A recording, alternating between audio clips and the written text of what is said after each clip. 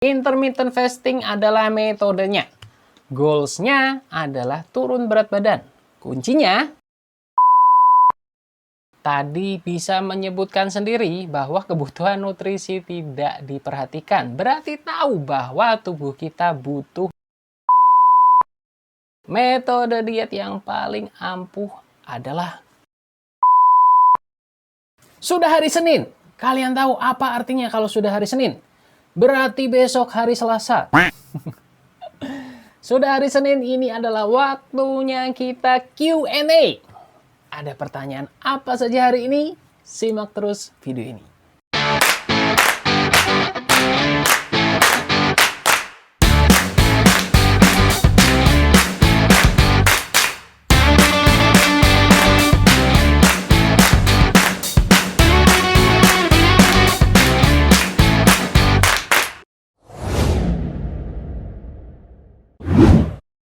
Gimana nih kabar kalian? Semoga sehat selalu.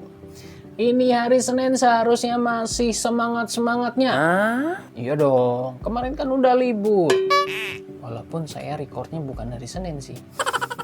Tetapi awali Seninmu dengan semangat. Karena waktunya kita Q&A. Gak nyambung sih, tapi ya udahlah ya. Seperti biasa, mau nyapa dulu buat yang baru pertama kali melipir ke channel ini. Melipir, emang burung. Yang baru pertama kali mampir ke channel ini. Selamat datang saya ucapkan. Terima kasih sudah klik video ini. Supaya tidak banyak basa-basi, karena nanti keburu basi. Pasti penasaran ada pertanyaan apa saja hari ini yang akan kita bahas. Langsung saja kita mulai Q&A kita hari ini. Pertanyaan pertama, Kak mau nanya dong. Aku udah IF, intermittent fasting, selama 22 jam. Kalori harian sekitar kurang lebih 1.500 kalori. Dan workout kurang lebih 15 menit. Tapi kenapa berat badan aku bertambah ya Kak? Mohon saran atau masukannya dong Kak. Emot nangis. Jangan nangis dong, nanti kan aku jadi ikutan cetih. Canda ya. Ngetik pakai jempol kok baca pakai perasaan. Urusan lain itu. Fokus. Oke, kita bahas satu persatu. Kita bahas intermittent fastingnya terlebih dahulu. Intermittent fasting adalah metode diet dengan menerapkan pembagian jam makan dengan jam tidak makan atau jam puasa. Di saat kita dalam jam puasa atau tidak makan, kita tidak boleh memasukkan kalori samsek. Sama sekali tidak boleh. Jadi kita tidak boleh makan atau minum yang mengandung kalori. Kalau air putih masih boleh. Nah, itunya dulu sudah benar atau belum. Jangan entar ternyata masih minum teh manis misalnya. Kalau udah benar, kita masuk ke hal berikutnya. Oh iya, saya jadi ingat. FYI, for your information. Kalau bisa, ketika kita puasa atau intermittent fasting, ketika kita meal yang pertama, berbuka puasanya, usahakan tidak mengkonsumsi gula, tidak mengkonsumsi karbohidrat simpel yang tinggi gula atau makanan apapun yang tinggi gulanya, supaya tidak terjadi yang namanya lonjakan insulin. Untuk tips-tips mengenai intermittent fasting, kalian bisa nonton di video sebelumnya. Biasa, nanti saya lampirkan di description box. Nah, sekarang kita lanjut. Intermittent fasting adalah metodenya. Goals-nya adalah turun berat badan. Kuncinya, betul, defisit kalori. Defisit kalorinya udah bener belum? Cara hitung TDEE-nya bener nggak? Level aktivitas yang dimasukin bener nggak? Akurasi menghitung kalorinya gimana? Maksudnya contohnya, di dalam Fat Secret nasi goreng misalnya. Nasi goreng kalorinya 600 kilokalori misal. Yang kita makan belum tentu, tergantung komposisi dan porsinya. Nah, itu sudah benar belum? Kalau sudah benar intermittent fastingnya, defisit kalorinya juga udah benar. Selanjutnya masuk ke kemungkinan berikutnya. Sebelumnya pernah diet ekstrim yang sangat rendah kalori nggak? Kalau pernah, dikhawatirkan sudah terjadi yang namanya gangguan metabolisme.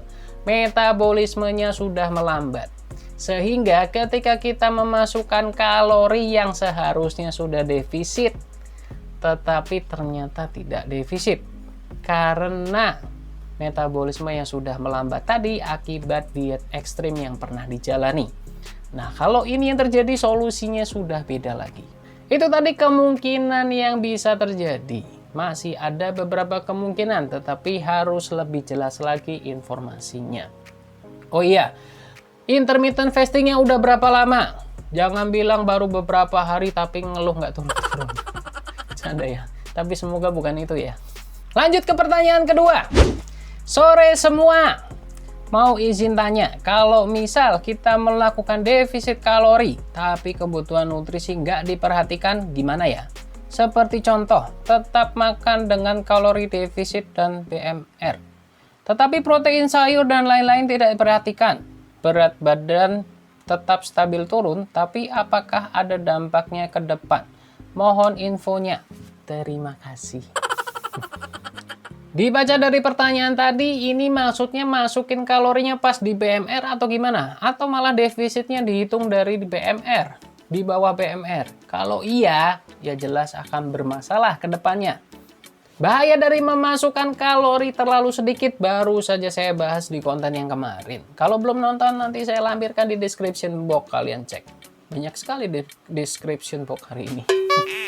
Lanjut, kita mau menggarisbawahi tadi disebutkan bahwa kebutuhan nutrisi tidak diperhitungkan. Contohnya protein dan sayur dan lain-lain tidak diperhitungkan. Bisa jadi masalah.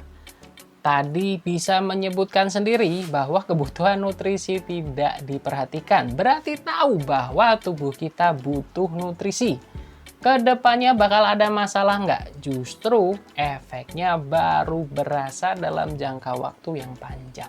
Kekurangan zat gizi, baik makro maupun mikro gizi, sama-sama bisa menyebabkan gangguan kesehatan. Gangguan kesehatan apa? Ya macam-macam, tergantung zat gizi apa yang kurang. Ini deja vu banget. Baru kemarin saya bahas masalah ini. Tapi nggak apa-apa, saya kasih contoh sedikit. Kekurangan protein bisa menyebabkan rambut rontok, kulit kusam, dan lain-lain. Kekurangan lemak. Lemak bukan lemak tubuh, lemak makro gizi. Bisa menyebabkan gangguan hormon. Kemudian untuk mikronya, kekurangan zat besi bisa menyebabkan anemia, dan lain-lain. Kalau berkelanjutan, bisa makin parah nggak? Bisa dong. Untuk detailnya bisa tonton konten yang kemarin. Sayangnya, hal ini terjadi pada mayoritas orang di negara kita tercinta Indonesia ini. Masih banyak orang yang tidak sadar akan pentingnya mencukupi kebutuhan gizi. Sampai akhirnya terkena penyakit dan bingung, kok bisa kena penyakit ini? Oke, kita lanjut ke pertanyaan yang ketiga. Pertanyaan ketiga, Kak, metode diet paling efektif untuk nurunin berat badan itu apa sih, Kak? Udah coba diet Defkal tapi nggak berhasil, Kak. Pusing aku tuh, Kak, pengen kurus. Makasih, Kak. Dari mana jawabnya ya? Bingung. Pusing aku tuh. Canda ya. Canda pusing. Kita mulai dari metode diet Defkal atau defisit kalori. Itu adalah salah persepsi. Defisit kalori bukan metode diet. Defisit kalori adalah kondisi di mana kalori masuk kita lebih kecil dari kalori keluar kita. Sekarang masuk ke metode dietnya. Metode diet paling ampuh, paling sakti, paling tokcer, the best in the world. Kebawa channel sebelah. Maklum, abis nonton channel sebelah. Fokus. Lanjut, metode diet yang paling ampuh adalah tidak ada. Karena semua ada plus, ada minusnya. Kayak baterai dong, plus minus. Maksudnya semua ada kelebihan, ada kekurangannya. Yang cocok untuk saya belum tentu cocok untuk kamu. Kalau kamu cocok nggak untuk saya? Candanya. Maaf ya, dari tadi saya bercanda mulu, maaf. Di konten ini saya sering menyebutkan bahwa metode diet yang terbaik adalah metode diet yang cocok untuk kita, yang enjoy kita melakukannya karena akan diterapkan untuk long term. Sekali-sekali ganti istilahnya supaya nggak deja vu mulu rasanya. Pilihlah metode diet yang cocok untuk kita. Selama prinsip keseimbangan energinya benar, selama kita tetap memperhatikan apa yang tubuh kita butuhkan, maka apapun metode dietnya, silakan kalian lakukan. Nanya seperti ini, saya rasa pasti subscriber baru ya. Nggak apa-apa, sering-sering nonton channel ini, nanti lama-lama juga paham. Jadi ingat, buat yang belum subscribe, tuh pencet, iya itu, tombol subscribe-nya pencet. Nah, tombol loncengnya sekalian, tombol loncengnya. Nah, gitu. Terima kasih maksudnya. Oke, sampai di sini dulu video Q&A kita hari ini. Semoga bisa berguna. Buat yang punya pertanyaan, jangan ragu untuk bertanya. Kalian bisa tulis di kolom komentar di bawah atau DM langsung ke IG saya. Ini IG-nya. Kalau suka dengan video ini, jangan lupa pencet tombol like-nya. Bantu share ke teman-teman kalian. Siapa tahu sedang ada yang membutuhkan video ini. Jangan lupa untuk selalu menerapkan pola hidup yang sehat. Terima kasih sudah nonton video ini sampai akhir. Sampai ketemu di video selanjutnya. Stay fit, stay healthy, and bye-bye. Nah, ketika kita berada dalam jam puasa, sudah apaan? TTE-nya ngitungnya bener nggak? Level aktivitasnya terlalu wah. Ya, udah berapa lama nih interfitten? Kekurangan zat gizi makro maupun mikro tentu saja dapat baru kemarin saya bahas di konten kemarin. Gimana sih? Kekurangan zat gizi baik mikro maupun mikro gizi sama-sama mikro maupun